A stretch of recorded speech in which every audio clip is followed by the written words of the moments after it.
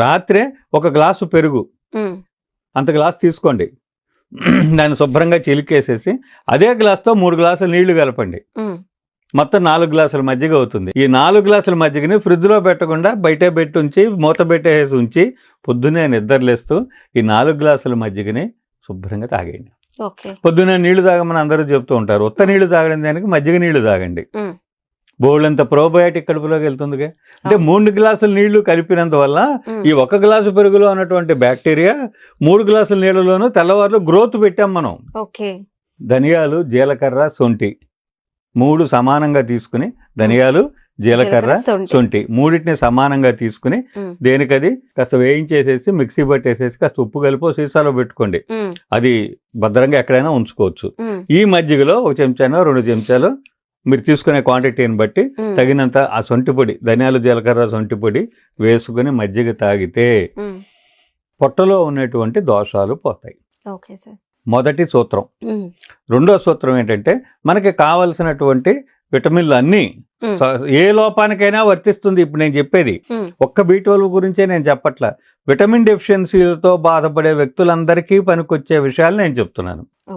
Okay, so carrot, కీర, ముల్లంగి, ఈ క్యారెట్, కీర, ముల్లంగి తీసుకుని ఒకవేళ షుగర్ లేని కానీ వాళ్ళైతే తియ్యటి పండు ఏదన్నా సరే ఈ 4టిని కలిపి మిక్సీ పట్టేసి జ్యూస్ తీసుకుని పొద్దునే అంత జ్యూస్ తాగండి. ఏ 6ంటికో మజ్జిగ తాగుతాము, 7 గంటలకు 8 గంటలకు జ్యూస్ తాగేసేయండి.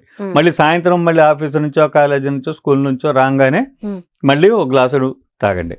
ఒక్క నెల రోజులు క్యారెట్, కీర, ముల్లంగి, ఫ్రూట్ ఈ 4ంటి జ్యూసు తాగితే డెఫిషియన్సీలన్నీ కూడా సాధ్యమైనంత వరకు సాధ్యం. మందులు వాడాల్సిన మందులు కూడా ఇమ్మడవు కదా.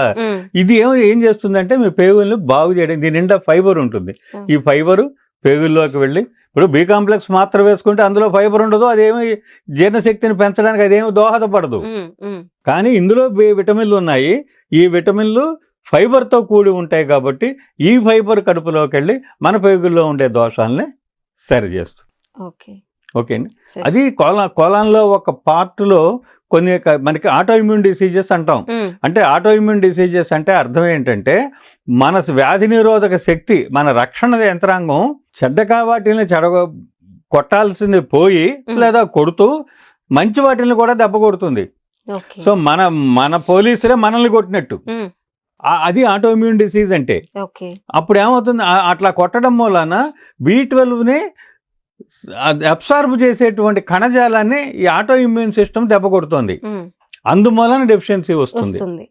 సో ఎప్పుడైతే మనం ఈ క్యారెట్, కీర, ముల్లంగి, ఫ్రూట్ ఈ జ్యూస్ మనం ఒక రెగ్యులర్గా ఒక రెగ్యులర్ ఇంటర్వెల్లో రోజు కనుక మనం 1 నెల రోజులు 2 నెలలు కనుక మనం వరుసగా ఇస్తూ ఉంటే ఆటో ఇమ్యూన్ డెఫిషియన్సీస్ని, డిసీజెస్ని కొంత అదుపు చేసి ఈ సిస్టమ్స్ అంతా కూడా మళ్ళీ రెక్టిఫై కావడానికి ఉపయోగపడుతుంది.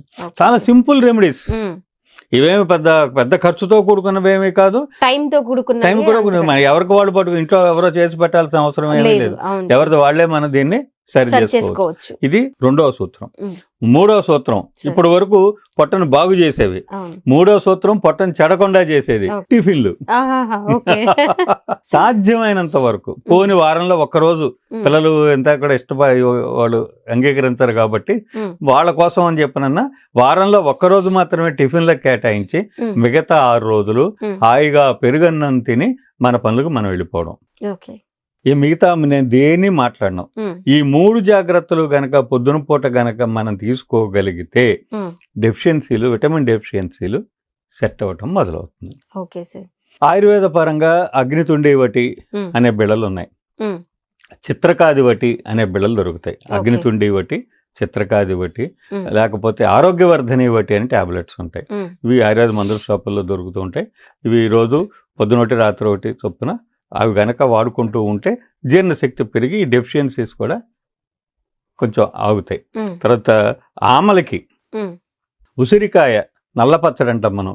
ఈ నల్లపచ్చడిని రోజు పొద్దున పూట మొదటి ముద్దగా గనక మనం భోజనంలో మొదటి ముద్దగా గనక ఉసిరికాయ తొక్కు పచ్చడి అంటామే.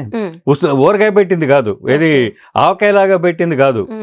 ఆవకాయలాగా పెడితే దాంట్లో సి విటమిన్ అన్నీ ఎగిరిపోతాయి, ఏం ఉండవు. ఆవకాయలాగా కాకుండా పొయ్యి ఎక్కించకుండానే దంచి నిలవ పచ్చడి పెడతారు. నల్ల పచ్చడి అని చెప్పినాను, లేకపోతే తొక్కు పచ్చడి అని అంటూ ఉంటారు మన వాళ్ళు. అది నెయ్యి వేసుకుని చక్కగా ఎత్తుకెత్తు పసుపు కలిపి, ఆ ఉసిరికాయ పచ్చడిని కనుక పసుపు కలిపి తాలింపు పెట్టుకుని ఫ్రెష్గా ఒక వారానికి సరిపడక యువతలకి తీసి కాస్త పసుపు వేసి తాలింపు పెట్టుకుని రోజు మొదటి ముద్దగా ఒక చెంచాడు అది గనక తింటూ ఉంటే విటమిన్ డెఫిషియన్సీలు చక్కగా సర్దుకుంటాయి. త్రిఫలా చూర్ణం అంటాం. ఈ త్రిఫలా చూర్ణం ఒకటి వాడుకుంటూ ఉంటే రెగ్యులర్గా కాస్త మజ్జిగలో కలుపుకుని తాగడం కానీ ఏదైనా కనుక చేస్తూ ఉంటే త్రిఫలా చూర్ణం ఈ డెఫిషియన్సీలకి పేగుల్ని తట్టుకునేలాగా చేస్తాయి. అర్థమైందండి? సో పేగుల్ని బాగు చేసుకుంటే విటమిన్ డెఫిషియన్సీలు తగ్గుతాయి అనేటువంటిది ఇందులో అంతఃసూత్రం మనం చెప్పింది. ఓకే, ఇప్పుడు ఎక్కడ చూసినా ముందు ఎటు నుంచి వచ్చినా సరే ముందు పేగుల్ని బలం చేసుకోవాలి, తినకూడని ఆహారం తినకూడదు, అలాగే మార్నింగ్ ఏం చేయాలి, పెరుగు మజ్జిగ వాడుకుంటే ఎలాంటి హెల్త్ బెనిఫిట్స్ ఉన్నాయి. మీరు చెప్పినట్లు 1 గ్లాస్ పెరుగుకి 3 గ్లాసులు వాటర్ కలిపి నైటే చేసుకోవాలి. ఇంకొకటి డాక్టర్ గారు చెప్పారు అంతకు ముందే, షేక్ చేసేసి మజ్జిగ రెడీ చేసుకోవడము లేకపోతే విస్కర్లతో చేయడము ఇలా కాకుండా మజ్జిగ కవ్వంతో చిలికించిన మజ్జిగను వాడుకోవడం వల్ల ఎక్కువ మనం మేలు పొందుతాము. అలాగే తేలిగ్గా అరిగే గుణం వస్తుంది. పెరుగు కొంచెం ఆలస్యంగా అరుగుతుంది, మజ్జిగ తేలిగ్గా అరుగుతాయి. అది పెరుగులో నీళ్లు కలిపితే అవదు, చల్లకవంతో చిలికితేనే, అంటే వెన్న తీసినందువల్ల ఆ మజ్జిగకి తేలికగా అరిగే గుణం వస్తుంది. అది అంత చిలకాలి.